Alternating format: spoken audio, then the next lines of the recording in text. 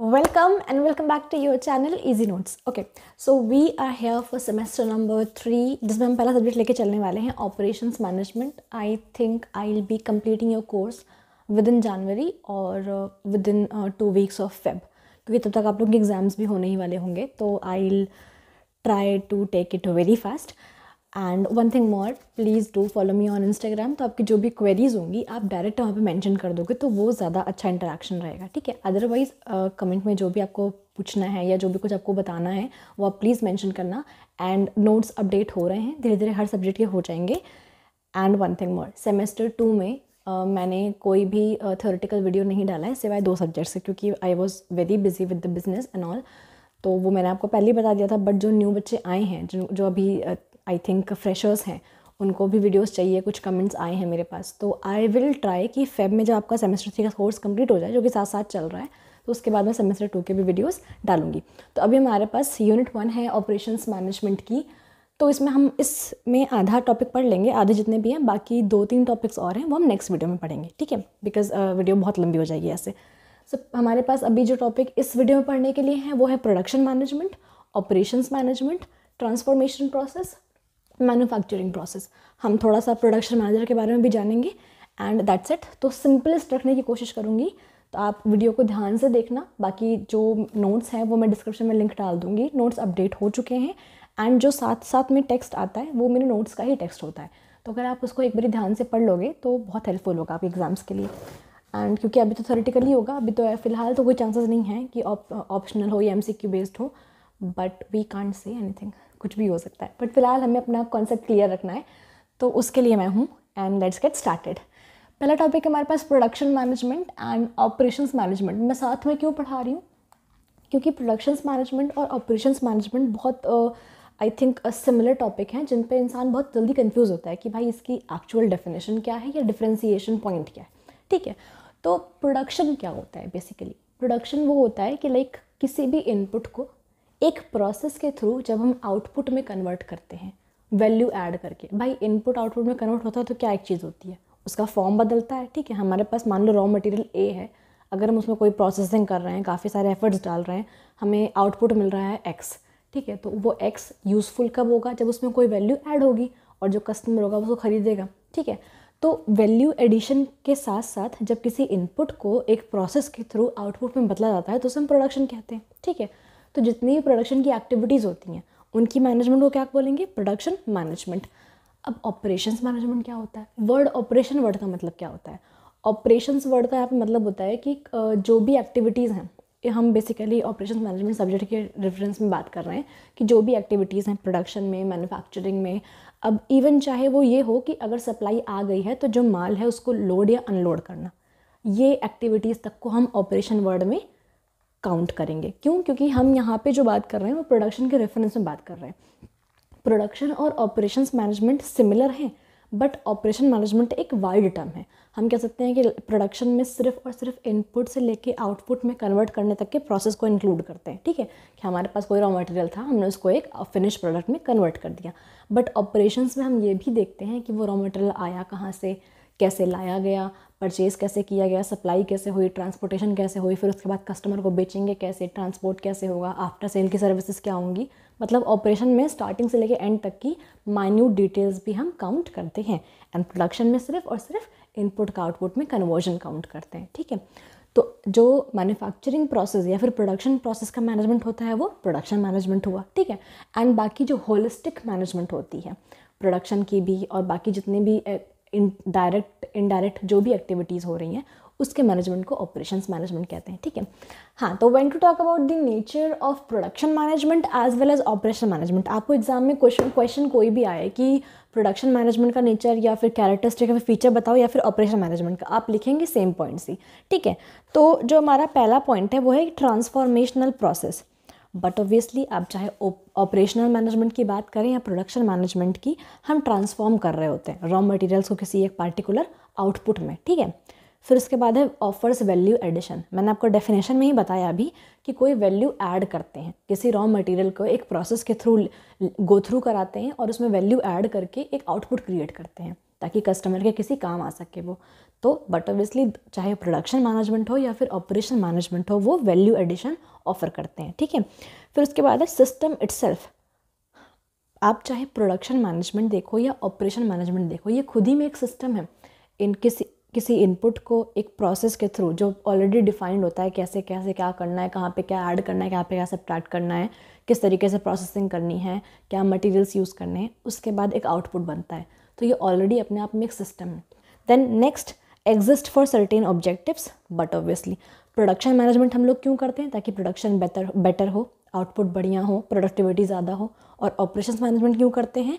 ताकि जो प्रोडक्टिविटी आई है वो सबसे ज़्यादा बेनिफिशियल हो, ज़्यादा प्रॉफिट निकले, अच्छे से बिक पाए, अच्छा सामान आ पाए, ठीक है, मिनिमम कॉस्ट लगे, हायर प्रॉफिट्स हों। उसके बाद कुछ और फंक्शंस हैं जो स्क्रीन पे आए जाया करते हैं, तो आप प्लीज़ एक बारी ज़रूर से ज़रूर नोट्स पढ़ लिया करिए, ठीक है। उनका लिंक डिस्क्रिप्शन में होता है। जब हम बात करेंगे स्कोप की कि ऑपरेशंस मैनेजमेंट और प्रोडक्शंस मैनेजमेंट का स्कोप कहाँ कहाँ होता है, तो जो पहला हम कह सकते हैं कि बेसिक सा स्कोप होता है वो क्वालिटी कंट्रोल में होता है, ठीक है। क्योंकि अब चाहे आप प्रोड्यूस कर रहे हो, चाहे आप ऑपरेशंस को मैनेज कर रहे हो, what you have to look out is the quality. किस क्वालिटी का रॉ मटेरियल है, कैसा प्रोसेस है, कहीं किसी ने कोई छेड़छाड़ तो नहीं कर दिया, कोई प्रोसेस या फिर कोई क्वालिटी इंस्पेक्शन स्किप तो नहीं कर दिया, सारे लेबर सही से काम कर रहे हैं या नहीं। अगर कुछ उसमें हैंडमेड करना है या फिर कुछ उसमें मशीन का ऑपरेशन करना है तो लेबर्स ढंग से काम कर रहे हैं या नहीं। तो इन दी एंड चाहे वो वर्क हो, चाहे वो टाइम हो, चाहे वो प्रोडक्ट हो, सबकी क्वालिटी का कंट्रोल देखना बहुत इंपॉर्टेंट है। तो क्वालिटी कंट्रोल में ऑपरेशंस मैनेजमेंट और प्रोडक्शन मैनेजमेंट दोनों का ही बहुत ज़्यादा स्कोप है। बाकी ऐसा भी है कि जो प्रोडक्शन सिस्टम है वो किस तरीके से डिज़ाइन किया गया है, प्लांट का लोकेशन, प्लांट का layout, everything matters and everything comes under the operations and productions management. तो यहाँ हर जगह इनका स्कोप है, ठीक है।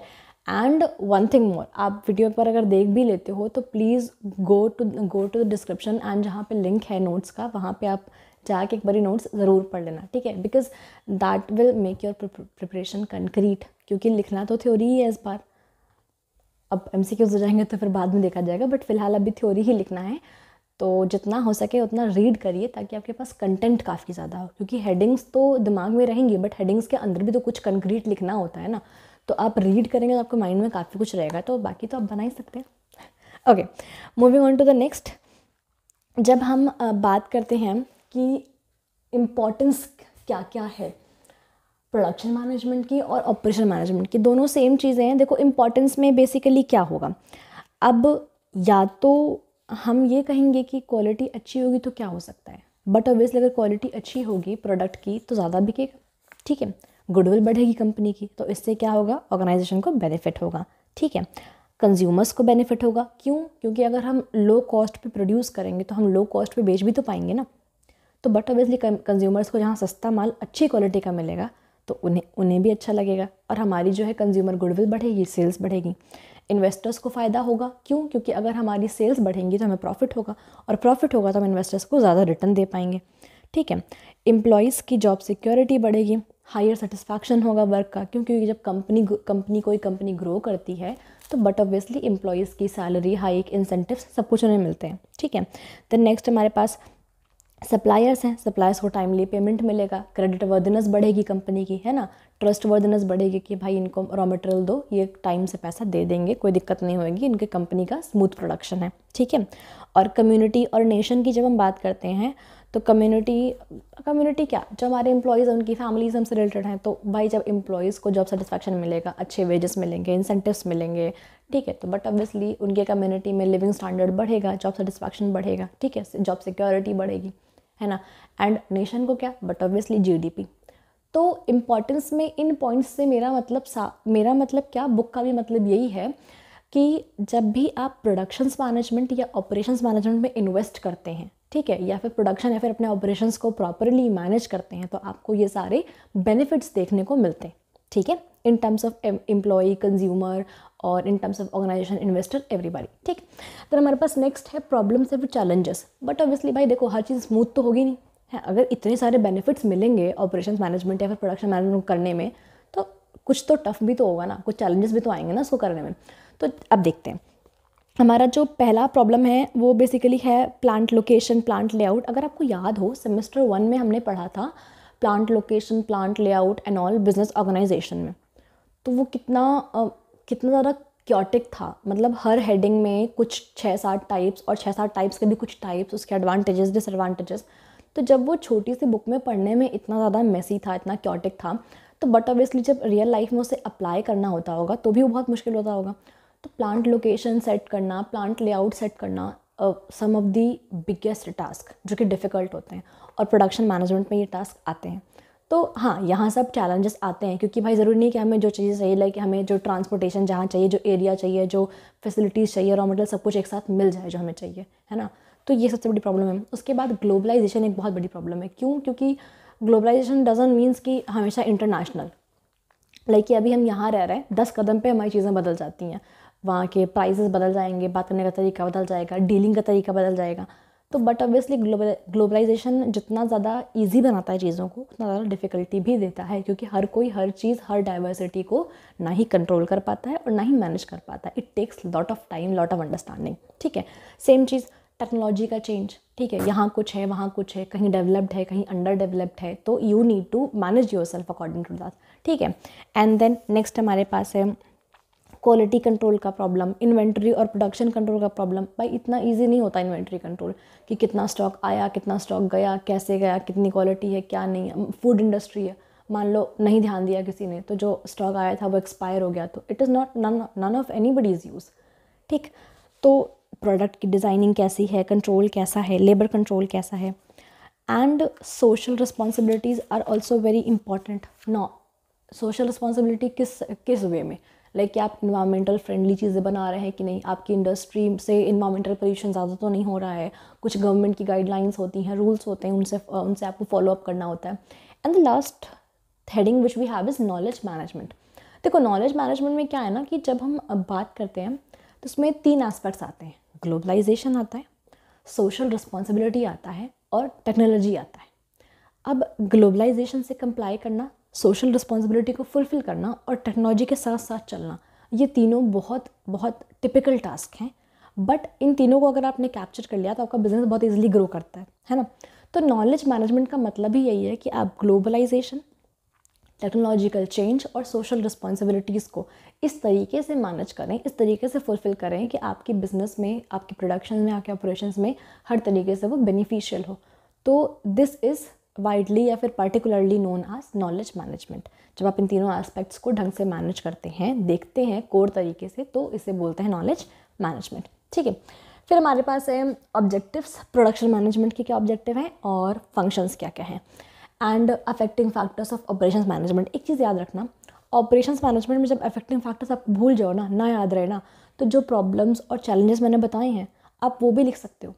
भाई ग्लोबलाइजेशन अगर चैलेंज है तो ऑब्वियसली बात है ग्लोबलाइजेशन ऑपरेशन मैनेजमेंट को अफेक्ट भी करेगा। चेंज इन टेक्नोलॉजी अगर चैलेंज है तो ऑब्वियसली बात है change in technology operations management को अफेक्ट भी करेगा। बाकी के लिए आप प्लीज़ नोट्स से पढ़ लेना, डिस्क्रिप्शन में लिंक है, ठीक है। वीडियो बहुत लंबी हो जाएगी, इसलिए बेटर है कि मैं आपको कनेक्टिंग डॉट्स समझा रही हूँ, ठीक है। जब हम बात करेंगे इसकी कि ऑब्जेक्टिव्स और फंक्शंस क्या क्या हैं, तो ऑब्जेक्टिव्स की जब हम बात करने वाले हैं तो the objectives which we have, यहाँ पे ध्यान देना, ऑब्जेक्टिव्स यहाँ पे जो बात हो रही है वो प्रोडक्शन मैनेजमेंट की बात हो रही है, ठीक है। प्रोडक्शन मैनेजमेंट का ऑब्जेक्टिव क्या होता है, तो जो अल्टीमेट ऑब्जेक्टिव होता है, मतलब जो मेन ऑब्जेक्टिव होता है, वो राइट क्वांटिटी में राइट अमाउंट ऑफ आउटपुट्स को प्रोड्यूस करना विथ राइट क्वालिटी। मतलब जो डिज़ायर्ड क्वालिटी है, राइट क्वांटिटी है, राइट अमाउंट में, राइट टाइम पे, ठीक है। ये 4 फैक्टर्स हैं जो अल्टीमेट ऑब्जेक्टिव होता है, ठीक है। जब हम बात करेंगे सेकेंडरी ऑब्जेक्टिव की कि और सेकेंडरी ऑब्जेक्टिव्स क्या हैं, तो सेकेंडरी ऑब्जेक्टिव्स में हमारे पास है कि जो इसको हम इंटरमीडिएट ऑब्जेक्टिव्स भी बोल सकते हैं, तो इसे हम बोलेंगे full and optimum utilisation of machinery, equipments, जो भी कुछ हमारे पास है, क्योंकि भाई उनका ध्यान रखना भी बहुत इंपॉर्टेंट है। मटीरियल्स, मैन पावर और मैन्युफैक्चरिंग सर्विसेज, इन सब का ऑप्टिमम और बेस्ट यूटिलाइजेशन, मतलब जो 5 एम्स है, मैन, मशीन, मटीरियल, मनी, ठीक है। And material, money and one thing more, did I forget anyone? Man, machine, material, money and I forget one, let me know in the comment section, ठीक है। तो ये जो 5 AIIMS हैं, इनको manage करना, इनका प्रॉपर और ऑप्टिमम यूटिलाइजेशन इसका सेकेंडरी या फिर इंटरमीडिएट ऑब्जेक्टिव होता है। अब इसके बाद सब कुछ हो गया, थोड़ा बहुत हम पढ़ लेंगे प्रोडक्शन मैनेजर के बारे में। the person or the employee who is held responsible for managing all the production activities from procurement of raw materials to the production of final product is known as production manager. अब देखो आप book खोलोगे ना, आपको बहुत कुछ मिलेगा, ये क्वालिटी चाहिए, इतना सारा काम होता है, ये होता है, वो होता है, आपको उससे मतलब नहीं है और ये बहुत इंपॉर्टेंट टॉपिक भी नहीं है।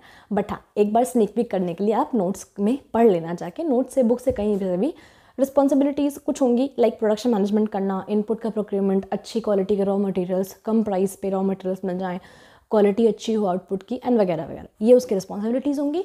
और कुछ क्वालिटीज़ होंगी उसकी, लाइक कि काम हो, कंपोज्ड हो, इनोवेटिव हो, एंड प्रिजर्वेरेंस हो, हम इंटेलिजेंस हो, मैनेजिंग पावर हो या मैनेजिंग एबिलिटी हो। तो ये सब नॉर्मल है, हर किसी में लिखा होता है ठीक है, इतना होलिस्टिक कोई इंसान होता नहीं है, बट हाँ किताब में तो सब कुछ लिखा रहता है। देन उसके बाद हम अब मूव करेंगे अपने नेक्स्ट टॉपिक पे। देखो नेक्स्ट टॉपिक की जब हम बात करेंगे ट्रांसफॉर्मेशन प्रोसेस और मैन्युफैक्चरिंग प्रोसेस, तो it is something very similar to this thing which is production management and operation management. Similar in the sense कि मैंने अभी आपको क्या बताया कि प्रोडक्शन मैनेजमेंट और ऑपरेशंस मैनेजमेंट सेम चीज़ें हैं काफ़ी हद तक, पर ऑपरेशन मैनेजमेंट एक वाइडर टर्म है जिसमें प्रोडक्शन मैनेजमेंट भी आ जाता है। ठीक है, सेम चीज़ यहाँ पे है। ट्रांसफॉर्मेशन प्रोसेस और मैन्युफैक्चरिंग प्रोसेस दोनों सिमिलर हैं। ठीक है, दोनों का मतलब तो एक ही है ना, वो कुछ आउटपुट प्रोड्यूस करेंगे, कुछ आउटपुट बनाएंगे, but manufacturing process is a wider term. तो अब हम जब बेसिक से डेफिनेशन की बात करेंगे या समझेंगे कि मीनिंग क्या है, तो transformation process is the process through which an input is converted into an output with value addition, very similar to production. ठीक है, एंड मैन्युफैक्चरिंग प्रोसेस, अब एक चीज़ याद रखना, मैन्युफैक्चरिंग प्रोसेस को हम प्रोडक्शन प्रोसेस भी बोलते हैं। ठीक है, मैन्युफैक्चरिंग प्रोसेस को हम प्रोडक्शन प्रोसेस भी बोलते हैं। ठीक है, तो this also have very similar definition. ठीक है, ऐसा कोई बहुत खास डिफ्रेंशिएशन है नहीं। ठीक है, जब हम बात करेंगे ट्रांसफॉर्मेशन प्रोसेस की, तो इसके हमारे पास सिर्फ 4 हेडिंग्स है पढ़ने के लिए, बहुत छोटा सा टॉपिक है, बहुत बड़ा नहीं है। इनपुट, कन्वर्जन, आउटपुट, फीडबैक और कंट्रोल। इनपुट की जब हम बात करेंगे तो input means the raw materials और द आइटम्स, ठीक है, through which we are going to produce the output. ठीक है, तो ये बेसिक यूनिट होती है।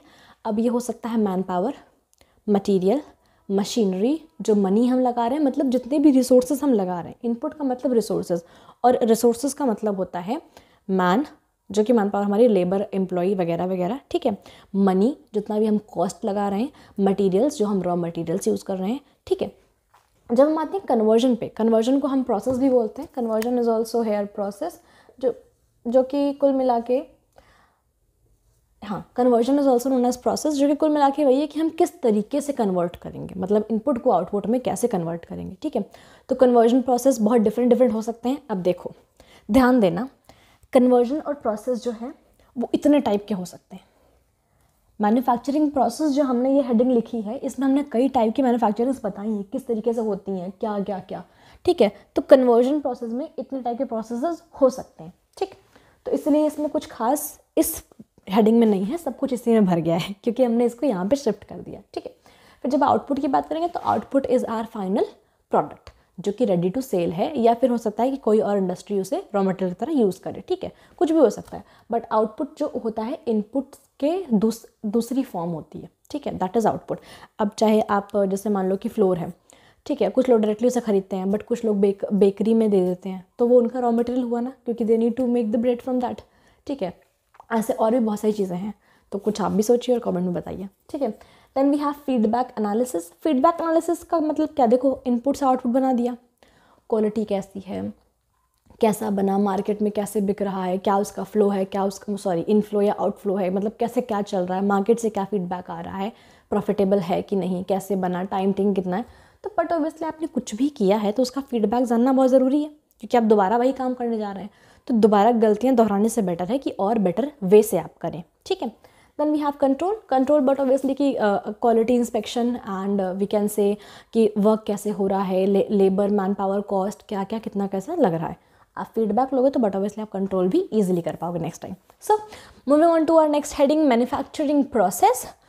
देखो मैन्युफैक्चरिंग प्रोसेस में कुछ इतना बहुत खास नहीं है, बट हाँ कुछ ऑब्जेक्टिव्स हैं जो आपको जानना बहुत ज़रूरी है कि मैन्युफैक्चरिंग प्रोसेस को देखने का, उसका या उसको मैनेज करने के क्या ऑब्जेक्टिव्स होते हैं, क्यों हम लोग बेटर मैन्युफैक्चरिंग प्रेफर करते हैं। तो पहला ऑब्जेक्टिव है making a high quality product, but obviously भाई हम देखो मैन्युफैक्चरिंग या फिर प्रोडक्शन प्रोसेस पे अगर इतना दिमाग लगा रहे, इतना जोर डाल रहे, इतना मैनेज कर रहे हैं, तो ऑब्वियसली हम एक हाई क्वालिटी प्रोडक्ट कम कॉस्ट पे बनाना चाहते हैं, ठीक है। तो पहला ऑब्जेक्टिव है हाई क्वालिटी प्रोडक्ट को बनाना, देन प्रोडक्टिविटी इंक्रीज़ करना, बट ऑब्वियसली कि कम टाइम में ज़्यादा प्रोडक्शन हो सके, that is the increment in productivity, ठीक है। जो भी वीकनेस के एरियाज़ हैं, लाइक अगर मान लो कि कोई एक प्रोडक्शन या फिर कोई एक इंडस्ट्री है या कोई एक फैक्ट्री है जहाँ पे कुछ एक प्रॉब्लम है कि लाइक कोई प्रोडक्ट बनने में 2 घंटा लगना चाहिए बट 2.5 घंटा लग रहा है, तो that is their area of weakness कि they are consuming more time. तो हम जब प्रोडक्शन मैनेजमेंट या फिर मैन्युफैक्चरिंग प्रोसेस का मैनेजमेंट करते हैं तो we can do eliminate that, ठीक है। Then we have improve employ safety, but obviously अगर हम better plant location, better plant layout को प्लान करेंगे तो ऑब्वियस सी बात है एम्प्लॉयज़ की सेफ्टी ज़्यादा रहेगी। जैसे कुछ इंडस्ट्रीज़ होती हैं like brick making industry and this bangle making industry, these are highly prone to accidents, ठीक है, even coal mining and all. So अगर हम बेटर प्लानिंग पे चलेंगे, ठीक है, बेटर हमारा प्लांट लेआउट होगा या बेटर हमारा स्ट्रक्चर होगा कन्वर्जन का, प्रोसेस का, तो बट ऑब्वियसली हमारी एम्प्लॉय सेफ्टी बढ़ेगी क्योंकि एक्सीडेंट के चांसेस कम हो जाएंगे, ठीक है। तो this is also an objective of managing manufacturing process, ठीक है। देन उसके बाद हमारे पास innovate and bring new ideas, but obviously हम किसी भी चीज़ में अगर दिमाग, स्किल्स, टाइम, पैसा इन्वेस्ट कर रहे हैं तो हम उसे इनोवेट करना चाहते हैं, हम उसे बेटर बनाना चाहते हैं हर वे में, ठीक है। तो these are some 4 objectives of manufacturing process. Then देखो अब हम जब देखो मैं बहुत ज़्यादा नहीं पढ़ा रही हूँ इनके बारे में कि एकदम घुस के एडवांटेज इतना नहीं आएगा, ठीक है। आप एक चीज़ ध्यान रखना कि आपसे स्पेसिफिकली नहीं पूछेंगे जॉब बेस्ड को डिफाइन करो, और अगर स्पेसिफिकली पूछेंगे भी तो मेरे पास ट्रिक्स, ट्रिप्स और बहुत सारे कनेक्शन डॉट्स हैं। अभी देखो पहले हम बात करेंगे, this is continuous production system भी है, इंटरमिटेंट प्रोडक्शन सिस्टम या फिर मैन्युफैक्चरिंग सिस्टम, आप कुछ भी बोलो, प्रोडक्शन या फिर मैन्युफैक्चरिंग, ठीक है। अब नाम से समझ गए होगे जब कंटिन्यूअस बोला जा रहा है तो मतलब ये एक ऐसा प्रोडक्शन सिस्टम है या फिर एक ऐसा प्रोडक्शन सेटअप है जहाँ पे कंटिन्यूअसली प्रोडक्शन हो रहा है, रॉ मटेरियल आ रहा है, आउटपुट बन रहा है, रॉ मटेरियल आ रहा है, आउटपुट बन रहा है, कंटिन्यूअसली हो रहा है। अब 3 टाइप के होते हैं ये, मास प्रोडक्शन, मास से आप खुद ही समझ गए हो कि वॉल्यूम बहुत ज़्यादा होती है आउटपुट की, ठीक है। तो मतलब मास प्रोडक्शन एक ऐसा काइंड ऑफ प्रोडक्शन है जिसमें हमेशा जो आउटपुट प्रोड्यूस हो रहा है वो ज़्यादा क्वांटिटी में हो रहा है। जैसे फॉर एग्जांपल जो कुछ इंडस्ट्रीज़ हैं like steel, iron and steel industries हैं, तो उनका आउटपुट क्या थोड़ा 1-2 किलो होता होगा, बिल्कुल नहीं, they produce in tons, they sell in tons, तो बट ऑब्वियसली मास प्रोडक्शन हो गया वो, ठीक। Then we have assembly line, इसमें असेंबली लाइन बैलेंसिंग भी है इस यूनिट में, बट उतना आई डोंट थिंक सो कि you should dive more into it क्योंकि उसमें बहुत फॉर्मूलाज वगैरह सब कुछ हैं, तो but it is not that much important, ठीक है। असेंबली लाइन में क्या होता है, फॉर एग्जांपल लेट्स से कि हमारे पास मान लो हमें एक प्रोडक्ट बनाना है एक्स, मान लेते हैं, ठीक है। तो मान लेते हैं कि ये हमारे 3 प्रोसेस हैं, मान लो प्रोसेस 1, 2, 3, इन तीनों प्रोसेस को मिला के फिर हम 2 प्रोसेस बनाते हैं, ठीक है। इन तीनों को मिला के हम 2 प्रोसेस बनाते हैं, ठीक है, प्रोसेस ए और प्रोसेस बी। जब इन दोनों को मिलाते हैं तब जाके हमें एक्स मिलता है, एक प्रोसेस पी से, ठीक है। तो मेरा ये कहने का मतलब है कि असेंबली लाइंस, आप खुद सोचो असेंबली में जब लाइन लगती है तो कितनी सारी लाइंस लगती हैं, है ना। जहाँ की मॉर्निंग असेंबलीज होती थी स्कूल टाइम में तो लाइंस काफ़ी सारी लगती थी, सेक्शन वाइज, क्लास वाइज, अलग अलग, जो भी आपके यहाँ सिस्टम रहा हो, ठीक है। तो हम भी सेम चीज़ यहाँ पे कर रहे हैं, हम पहले एक प्रोसेस से एक रॉ मटेरियल को प्रोक्योर कर रहे हैं, फिर 2, फिर 3 प्रोसेस हमने यूज़ किए, हमने 3 अलग अलग रॉ मटेरियल्स को चेंज किया, फिर हमारे पास दो उन्हें मिक्स करके 2 प्रोसेस बने, ठीक है, प्रोसेस ए, प्रोसेस बी। जब हमने उन 2 लास्ट प्रोडक्ट्स को मिक्स किया या फिर जो भी कन्वर्जन करना है हमें, तो फिर हमें मिला अपना प्रोडक्ट नंबर एक्स। तो ये क्या है, असेंबली लाइन प्रोडक्शन है, जहाँ पे हम कई सारे स्टेप्स या फिर कई सारे मेथड्स को यूज़ करके एक पर्टिकुलर प्रोडक्ट को बनाते हैं, ठीक है। देन उसके बाद हमारे पास है कंटिन्यूअस फ्लो। अच्छा हाँ, असेंबली लाइन बैलेंसिंग भी इसी में था, तो यहीं पे समझ लो जो बेसिक होता है। असेंबली लाइन बैलेंसिंग में जैसे मान लो कि हम यहाँ पे देखते हैं 1, 2, 3 प्रोसेस हमें करने थे, ठीक है। मान लो हमारे पास रॉ मटेरियल्स थे 5-6 रॉ मटेरियल्स, हमें उन पे 3 प्रोसेस करने थे, उन्हें थोड़ा सा और आगे बढ़ाने के लिए ताकि हम प्रोडक्शन और कर सकें, ठीक है, स्टेप नंबर 2 पे पहुँच सकें। तो 1, 2, 3, अब जैसे मान लो 1 पहले हो गया, 2 हो ही रहा है, 3 शुरू ही नहीं हुआ है, तो कितना लेट हो जाएगा। लेकिन 1, 2, 3 को साइमल्टेनियसली एक साथ इन तीनों स्टेप्स को, इन तीनों प्रोसेस को करना, क्या होगा, असेंबली लाइन बैलेंसिंग होगी। कि जो भी असेंबली लाइंस हैं, मतलब जो भी मेथड हैं इस प्रोडक्शन सिस्टम में, उनको साइमल्टेनियसली एक साथ इफेक्टिवली चलाना is known as assembly line balancing, ठीक है। देन हमारे पास है continuous flow. Continuous flow production system दो टाइप के होते हैं, एनालिटिकल एंड सिंथेटिक, ठीक है। एनालिटिकल और सिंथेटिक में बेसिक सा कॉमन सा डिफरेंस ये है कि सिंथेटिक में हम क्या करते हैं, जैसे फॉर एग्जांपल वो जैसे मान लो कि हम एग्जांपल, बहुत फेमस एग्जांपल है क्रूड ऑयल का। हाँ, सिंथेटिक प्रोडक्शन में हम क्या करते हैं कि जैसे कि कोई एक प्रोडक्ट होता है एक्स, उससे हम कई सारे प्रोडक्ट्स बनाते हैं A B C D XYZ, ठीक है।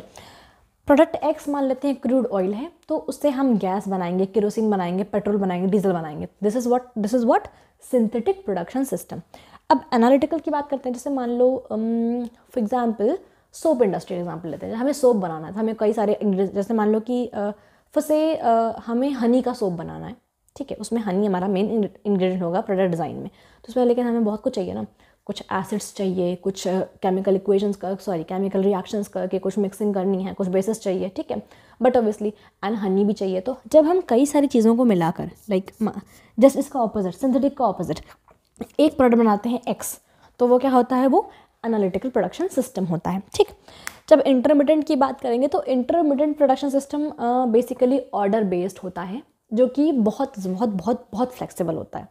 जैसे कंटिन्यूअस में क्या है कि हम प्रोडक्ट एक्स बना रहे हैं रॉ मटेरियल लेके, तो हम लाइफ टाइम उसी को घुमाते घुमाते वही बनाएंगे, वो बन गया, आउटपुट आ गया, फिर दोबारा रॉ मटेरियल ले, फिर बनाए, फिर लिया, फिर बनाए, कंटिन्यूअस चलेगा। इंटरमीडिएट में क्या होता है कि this is completely flexible, similar types के हम वैरायटी ऑफ प्रोडक्ट्स बना रहे होते हैं। जैसे मान लो कि अब हम बात करते हैं पिकल्स की बात कर लेते हैं, ठीक है। कोई एक इंडस्ट्री है, वो अचार बना रही है, ठीक है, पाउचेस में। तो जब हम बात करेंगे कि फर्स्ट से कि लाइक मार्केट से डिमांड आई कि उन्हें मैंगो पिकल्स चाहिए, तो उन्होंने मैंगो का पिकल, देखो क्या करना है कि जो हमारा बेसिक रॉ मटेरियल है वो मैंगो रहेगा, बाकी चीज़ें सेम रहेंगी, मसाले तो वही पड़ेंगे ना, पैकेजिंग भी वही होगी, प्रोडक्ट का नाम, कंपनी, सब कुछ तो वही रहेगा, ठीक है। अब मान लो डिमांड आई नेक्स्ट मंथ कि अब हमें गार्लिक के पिकल्स चाहिए, तो वो क्या करेंगे, उनका जो बेसिक रॉ मटेरियल है मैंगो से हटा के वहाँ पे गार्लिक यूज़ कर लेंगे एंड फिर वो प्रोडक्शन करेंगे। तो it is flexible and order based. दो कीवर्ड्स हैं इसमें, इंटरमीडिएट में फ्लेक्सिबल बहुत होता है और कंप्लीटली ऑर्डर बेस्ड होता है, ठीक है। तो उसके बाद हमारे पास इसमें 3 टाइप्स हैं, जॉब बेस्ड, बैच प्रोडक्शन और प्रोजेक्ट। अगर याद आ रहा हो, batch accounting, job based accounting, job shop accounting पढ़ा था ना, याद आया, कॉस्ट अकाउंटिंग के साथ साथ अकाउंट्स में पढ़ा था। तो सेम वही चीज़ है, जॉब बेस्ड जैसे मान लो हेयर ड्रेसर हो गया, शिप बिल्डिंग हो गई, ठीक है। ये मतलब या तो सिंगल एम्प्लॉय करता है तो ग्रुप ऑफ एम्प्लॉयज़ करते हैं, या तो सिंगल पर्सन करता है ये काम, या तो group of person. Like ship building में बहुत एक्सपर्टीज़ चाहिए, तो 5-6 मेंबर्स होते हैं जो बहुत एक्सपर्ट होते हैं उस फील्ड में, ठीक है। सो दे डू डैट कि कितने केजी का कितना क्या मटेरियल, क्या कैसे, वगैरह वगैरह। एंड हेयर ड्रेसिंग हो गया, टेलरिंग हो गया, ऐसा कुछ। Then we have batch production. Batch production मैंने यहाँ पे आपको एग्जांपल दिया गार्लिक वाला, सॉरी पिकल्स वाला, तो you can use that. Like कि मान लो कि लॉट्स में, जैसे मान लो कोई इंडस्ट्री है वो टेंडर्स लेती है, तो जैसे मान लो कि सीजनल वेरिएशंस में वो डिफरेंट चीज़ें बनाती है। जैसे फॉर एग्जांपल कि वो गर्मियों में बेवरेजेस ज़्यादा बना रही है, ठंडियों में अकॉर्डिंगली चेंज करके वो जो फास्ट फूड्स हैं वो ज़्यादा बना रही है, ऐसा कुछ। तो वो बैच प्रोडक्शन होता है, जो कि कम्प्लीटली ऑर्डर बेस्ड होता है कि इतने महीने में हमें ये काम करके अपने कस्टमर को देना है। कस्टमर का कोई भी हो सकता है, सप्लायर हो सकता है, थर्ड पार्टी हो सकती है, कोई भी हो सकता है, ठीक है। फिर हमारे पास है project. But obviously project is completely customised. जैसे मान लो कि हैंडमेड क्राफ्ट की इंडस्ट्री मान लो, अब किसी ने कह दिया कि हमें ये चाहिए, तो आप क्या कर सकते हो, आप ना सिर्फ उन्हें क्या बोलते हैं, स्पेसिफिक या फिर पोर्टफोलियो दिखा सकते हो कि भाई अगर आपको कार्ड बनवाने हैं तो हम ऐसे ऐसे कार्ड बनवाते हैं, split card and box card, cubicle card वगैरह वगैरह। बट वो उसकी डिमांड होगी कि हमें क्यूबिकल कार्ड चाहिए, उसमें ये फ़ोटोज़ चाहिए या फिर ऐसे मैसेजेस चाहिए। तो ये कम्प्लीटली क्या होता है, कस्टमाइज्ड होता है। अब इसका बड़े लेवल पे एग्जांपल देखो तो बड़े लेवल पे प्रोजेक्ट का एग्जांपल होता है construction company, dam, bridges, society, या फिर किसी का घर, या फिर बिल्डर्स। तो ये एक बड़े लेवल का एग्जांपल है, ठीक है। So here we are done with this video and next video में हम लेकर आने वाले हैं इसी यूनिट का आधा जो बचा वो टॉपिक्स है, and that this unit will be completed in 2 videos. I'm trying my level best to do whatsoever I can do to finish this syllabus very soon. And please do follow me on Instagram. कोई भी query हो comment में please बताना, and हाँ description में link है notes का, please जाके देखो। और जो नए बच्चे आए हैं उनको मैं कहना चाहती हूँ कि मैं नोट्स अपडेट कर रही हूँ, don't worry about that, end semester 2 के वीडियोज़ भी टाइमली आ जाएंगे, so don't worry about that. Last year क्या इसी year I was completely busy into my own business and own work. So, but I'll be delivering the videos soon. Thank you and take care.